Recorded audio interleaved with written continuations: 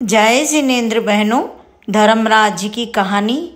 एक समय की बात है, एक नगर में राजा रहता था। राजा के दो रानियां थी। छोटी रानी बहुत ही सुंदर थी और बड़े घराने की थी। राजा छोटी रानी को बहुत प्यार करते थे। एक दिन बड़ी रानी ने राजपुरोहित के कहने पर धर्मराज जी की कहानी सुनने का नियम लिया।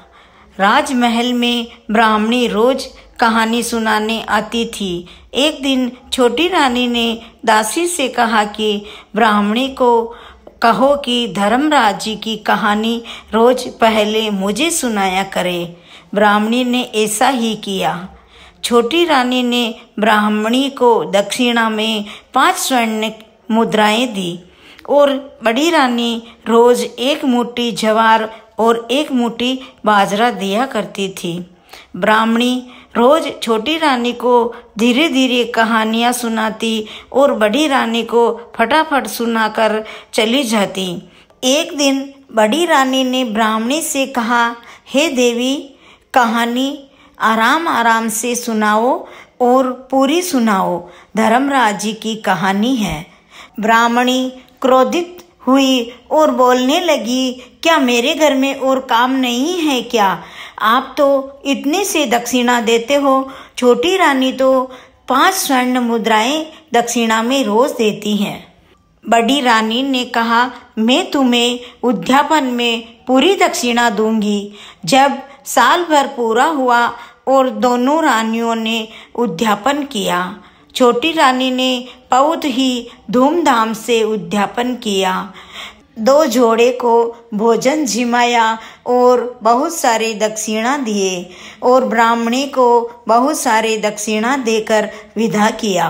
फिर ब्राह्मणी बड़ी रानी के पास दक्षिणा मांगने गई तो रानी ने सोचा, अब मैं इसे दक्षिणा में क्या दूं? उसको याद आया कि दहेज में मेरी माँ ने हीरे मोती की एक पक्की जरी की साड़ी दी थी, वो मैं इस ब्राह्मणी को दक्षिणा में दे दूंगी। बड़ी रानी साड़ी को ब्राह्मणी को देते हुए कहा कि तुम इसी साड़ी को पहनकर यहाँ से जाओ। ब्राह्मणी साड़ी पहनकर बाहर जा रही थी कि ऊपर से छोटी रानी देख रही थी और दासी को कहकर उस ब्राह्मणी को पास में बुलाया और पूछा कि तुमको बड़ी रानी ने दक्षिणा में क्या क्या दिया है? ब्राह्मणी खुश होकर बोली कि बड़ी रानी ने तो मुझे हीरे मोती से जड़ी हुई पक्की जरी की साड़ी दी है जो मैंने पहन रखी है। छोटी रानी को बहुत ही गुस्सा आया और क्रोधित होकर वो कोप भवन में जाके सो गई। बाहर से राजा आए और पूछने लगे कि रानी के क्या हुआ। रानी से पूछा, क्या बात है, तुम इतने उदास क्यों हो? तो छोटी रानी ने कहा कि बड़ी रानी धर्मराज जी के उद्यापन में ब्राह्मणी को एक पक्की जरी की साड़ी का दान किया है, वो साड़ी मुझे चाहिए। राजा ने कहा, वो तो साड़ी उसके मायके से आई हुई है, तुम उस साड़ी के ऊपर क्यों जिद कर रही हो? लेकिन रानी नहीं मानी तो राजा बड़ी रानी के महल में गए। बड़ी रानी राजा को महल में देखकर बहुत ही खुश हुई और राजा का स्वागत किया, सत्कार किया और प्रणाम करते हुए चरण धोकर पानी पिया। आज तो मेरा अहोभाग्य है कि मेरे द्वार पे राजा पधारे हैं। राजा ने रानी से कहा कि रानी, तुमने उस ब्राह्मणी को दक्षिणा दी है, वो साड़ी छोटी रानी को पसंद आ गई है। तुम वो साड़ी वापस मंगवा लेना, मैं कल वापस लेने आऊँगा। बड़ी रानी उदास हो गई थी कि दान में दी हुई साड़ी मैं वापस कैसे मांगूं।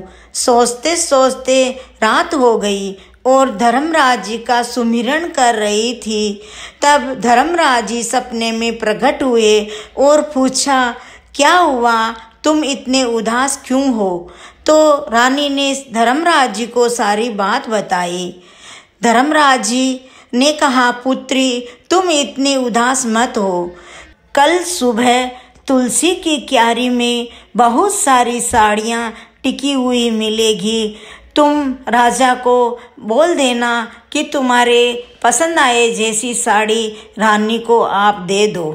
सुबह हुई और राजा, रानी व मंत्री सभी बड़ी रानी के महल में पधारे और साड़ी मांगने लगे। बड़ी रानी ने कहा, राजा चलो तुलसी की क्यारी में देखो।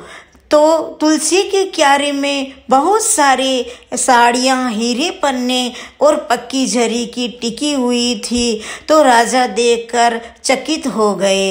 राजा ने पूछा, रानी ये क्या बात है? रानी ने कहा, मैं कुछ नहीं जानती, सब धर्मराज जी की कृपा है। राजा शर्मिंदा हो गए और रानी से माफ़ी मांगने लगे। छोटी रानी भी अपनी गलती स्वीकार करके बड़ी रानी के गले लगी और दोनों ही अच्छी रहने लगी। परिवार में सकुशल शांतिपूर्वक रहने लगे। सब धर्मराज जी की कृपा से ये सब हुआ है। 12 महीने की धर्मराज की बात लेने से घर में आनंद मंगल हो गया और सब मोक्षधामी बन गए। जय हो धर्मराज जी महाराज की जय हो। धर्मराज जी महाराज की जय हो। कहानी कहने में, सुनने में व हुक्कारा भरने में कोई गलती हुई हो तो मुझे माफ़ करना। जय हो धर्मराज जी महाराज की जय।